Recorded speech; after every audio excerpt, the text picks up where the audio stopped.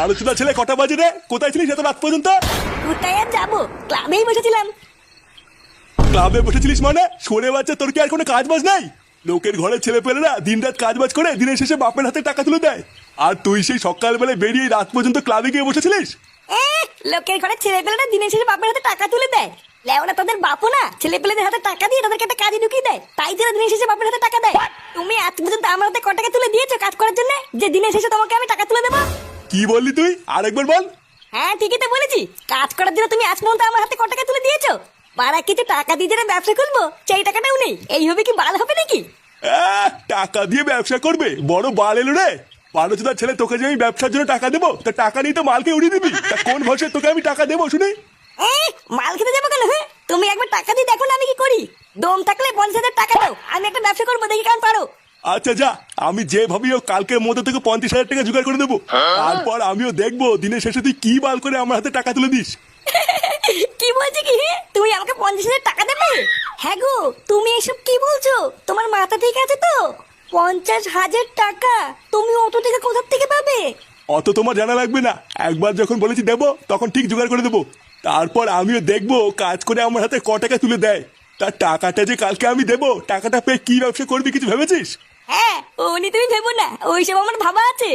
আমি তো অনেকদিন আগের থেকেই ভেবে রেখেছি হাতে কিছু টাকা আসলে আইসক্রিমের ব্যবসা করবো। কি এই শীতকালে আইসক্রিম? ও বাড়া, আমার বোঝা হয়ে গেছে তোর ব্যবসার গাল মারা ছাড়া। গাল মারা যাবে কেন? একবার টাকাটা হাতে দিয়ে দেখো না আমি কি করি। ওদার বাল ব্যবসা করে পুরো সাটা চিরে ফেলবো। এইসব কি বলছিস রে ফুটো? তোর বাবা তোকে ব্যবসা করার জন্য 50,000 টাকা দিয়েছে? আরে হ্যাঁ রে মারা হ্যাঁ, তা নাই তোর কি বলছি। আর শুধু তাই না, আমি ব্যবসা করার জন্য নতুন একটা দোকান ভাড়া নিয়েছি। লেওরা আমি আমার বাপের কাছে চাইলে 5 টাকাও পাই না, আর ফুটোর বাবা ওকে ব্যবসা করার জন্য এত টাকা দিয়ে দিল। এই সবই কপাল রে ফটকে, সবই কপাল। আমরা কি কখনো ভেবেছিলাম যে আমাদের ফুটু একদিন এত বড় একটা ব্যবসা করবে? বলছি ভাই ফুটো, তোর দোকানে আমাকে একটা কাজ নিবি ভাই? তুই তো খুব ভালো করে জানিস আমার ফ্যামিলির কি অবস্থা, আমার একটা কাজের কতটা দরকার। হ্যাঁ হ্যাঁ রে ফুটু, আমারও না একটা কাজের খুবই দরকার, বুঝলি? লেওড়া ল্যাংচের মতন আমাকে একটু কাজ নিস না ভাই, তাহলে আমার খুবই উপকার হবে।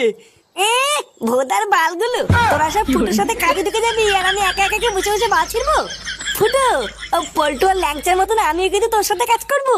আরে লেউড়ে হ্যাঁ রে মোড়া হ্যাঁ, চোদনাগুলো তোরাও তো চাপ নিতিস কেন? আমরা সবাই একসাথেই কাজ করবো। নে নে, বেশি মারি সময় নষ্ট না করে তাতেই চল। লেওরা ওইদিকে তো আজকে আবার দোকান উদ্বোধন করতে হবে। কি বলছিস রে ফুটো, আজকেই তোর দোকান উদ্বোধন হবে? হ্যাঁ রে লেওরা, তা নাই তোর কি বলছি, তাড়াতাড়ি চল। দোকান উদ্বোধনের পরে তোদের জন্য মালও এনেছি, আর সাথে প্রচুর বাজিও এনেছি, মাল খাবার বাজি ফাটাবো।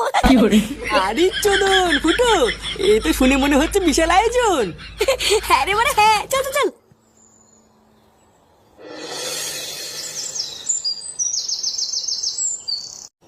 ওম সর্বভূতে ধনন্তরী কাপালিনী সর্বধারী হিং ক্রিং স্বাহা চণ্ডালু চণ্ডাল কালিকায় ব্যবসায় গর্মারায় ছট। ওম শান্তি শান্তি হে। নাও ফুটো বাবা, তোমার দোকানের পুজো সম্পূর্ণ হয়েছে। আমার আশীর্বাদ রইলো তোমার ব্যবসায় আর কোনো বাধাই আসবে না। মন প্রাণ দিয়ে ব্যবসাটা করবে আর অনেক বড় হবে, ঠিক আছে? বলছি গুরুদেব, আমার ব্যবসাটা অনেক বড় হবে তো? হ্যাঁ আরে হ্যাঁ গো ফুটু বাবা, আমি তো বললাম তোমার ব্যবসা পুরো ফুলে ফেপে উঠবে। এই নারকেলটাকে দোকানের এক কোনায় রেখে দেবে আর রোজ ধূপ ধুনে দেবে, ঠিক আছে? আর তাহলেই দেখবে তোমার দোকানে পুরো খরিদ্দারের লাইন পড়ে যাবে। বাবা, পুজো তো হয়ে গেছে, তাহলে এবার আমি বাজি ফাটাবো। আরে হ্যাঁ রে মানে হ্যাঁ, যা যা যা, বাজি ফাটিয়ে পুরো গার মেরে দেখি।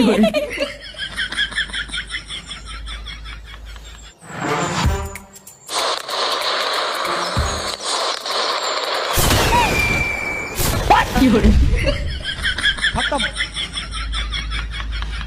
Bye bye, tata, goodbye, गया।